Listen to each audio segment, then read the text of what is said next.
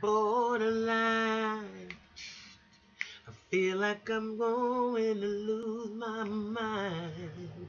You just keep on pushing my love over the borderline, borderline. Oh, keep pushing me, keep pushing me, keep pushing my love. Good morning, good afternoon, good evening, family. Welcome, welcome to the mental house. I don't even know why I did that because there's two things I want to address.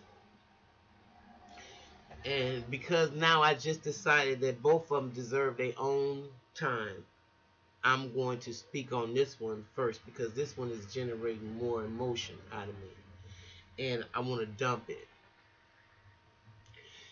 I want to know, is it me or is anybody, first, I don't want to sound disrespectful. I don't mean to disrespect anybody. Um, So let me start with that. And hopefully I won't. But again, this is the mental house and I can't pull no punches. I can't be attached to how you feel about the shit after we leave here. Check this out, please. I don't understand what's going on that I'm looking and hearing about this funeral for my brother Muhammad Ali. And Bill Clinton speaking and all these things and you know, don't get me wrong, a Billy Crystal, and I know Muhammad Ali loved Billy Crystal. Hell, I love Billy Crystal, and I love the imitation. I know they were close even in life. But wait 1 minute. Just bear with me for 1 minute. Muhammad Ali was brought to the Muhammad that you see, the Muhammad that we all fell in love with, was because of the convictions as a man that he had. And those convictions that he had, and the man that made him, that built him, was that little guy in Georgia named Elijah Poole, better known as Elijah Muhammad. So to have a funeral now and make it seem like he was so universal, he got some epiphany now, and now he has no um, loyalty, no, I wouldn't even say low, maybe another word, loyalty, no no center of love for the Nation of Islam. And if anybody's trying to give that perception about the champ, they are totally wrong. Farrakhan tells a story that when Muhammad did come back to the nation, and it was a Mount, uh, it was our Savior's Day, I believe. Um, how Muhammad said, when he said what, and he whispered in his ear. I don't know. I think he said Muhammad just came to the mosque, Miriam. And I believe that's what it was. And he said he got all the way down so he could hear good what Muhammad was saying. And Muhammad said, still a nigga. Still niggas. Now, they're both men in their 70s at that time, or late, yeah, in their 70s. It's interesting to me that while I believe that Farrakhan is a few years older than Muhammad Ali, I know that Malcolm X brought him into the temple, and I know that he brought Lewis there as well. And there's no way in the world that you can forget that part of Muhammad Ali's life. That is what made Muhammad the Muhammad that everybody loves. That's what took that um, brash, bold personality that he always was, and put some teachings in him. Now, whether the relationship sustained itself and how we all have left the nation,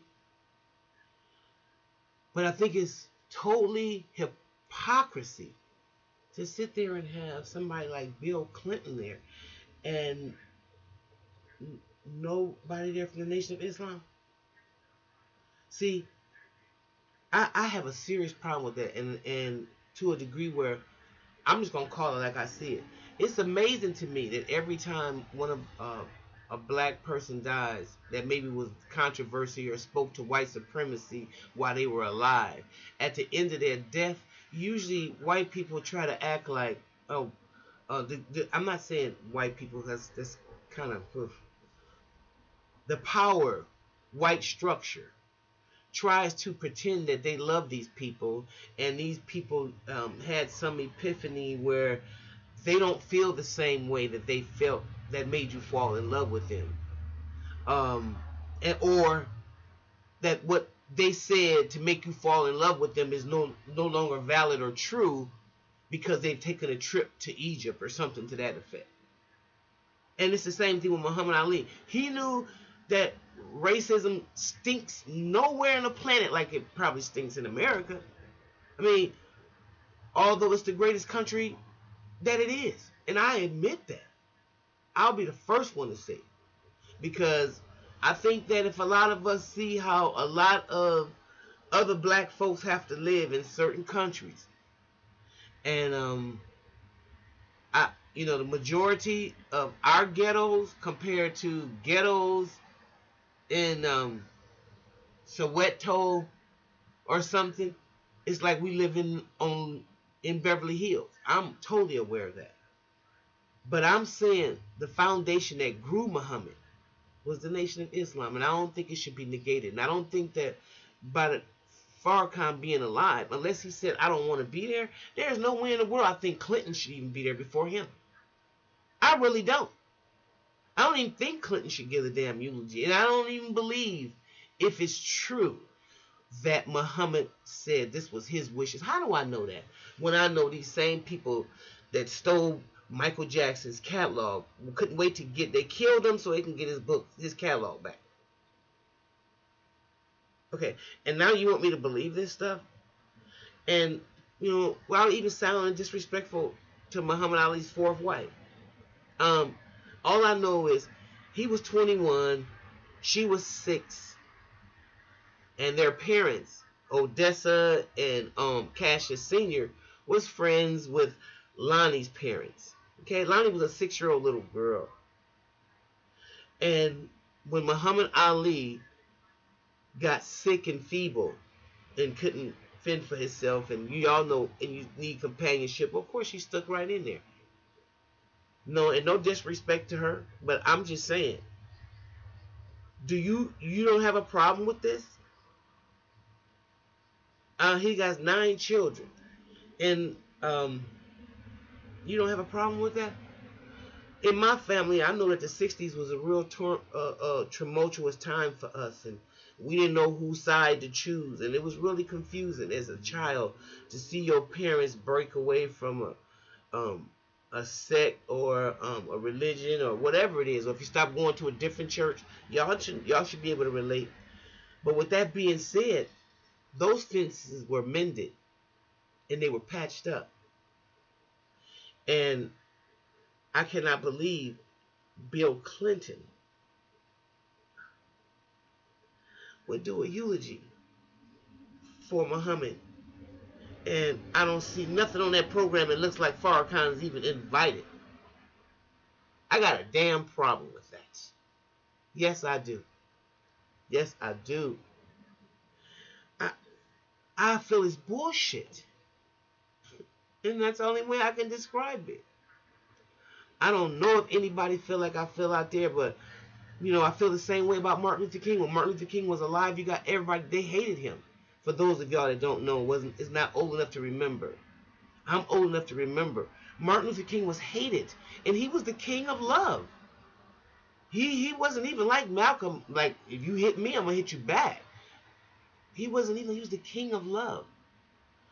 But it wasn't until he talked about the Poor People's Campaign and Vietnam, and then he was assassinated. You know that. If you don't, let me tell you, that's what happened. The king of love was assassinated.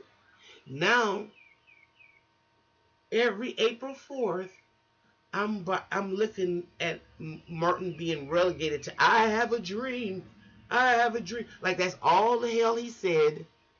No, he woke up. So squash that shit. Don't even do the "I have a dream." If you really want to know who Martin Luther King was, look at some of his speeches besides "I have a dream." Look at letters from the Birmingham jail. Okay, that would be very good. Look at his uh, speaking to a group of people about how HUD and the land grants that America gave to Europeans that came from over there, but black people worked this country for free, and we going to Washington to get what we do. See what happened to him after that, if you really want to know Martin. Because, see, that dream shit is what the white media structure wants to relegate these people to. Same thing with Muhammad Ali. Don't let them relegate him to whoever's saying it. I don't care that Muhammad Ali didn't think it was no longer problems, and black people in America weren't the victims of an oppressed system. Okay, please don't let uh, them try to relegate to my brother to that kind of stuff, because that's fighting words for me. I love Muhammad Ali like I love my daddy himself. I think I said Muhammad Ali 4 times in my life, and twice was at Mount Miriam. Uh, One was he gave a speech here at UWM in Milwaukee, and the other one I think was on a plane. Uh, Muhammad Ali was full of pride as a human being, like we all are. But don't get it twisted. He was always still full of black pride and wanted to see the pride in you be lifted. Why do you think everybody loved him so much? Especially black people. Why do you think we honor Muhammad Ali? Because he spoke up for us. Okay? And let us know that if I can wear the most prestigious championship that these people have put together, and if I can represent them and you,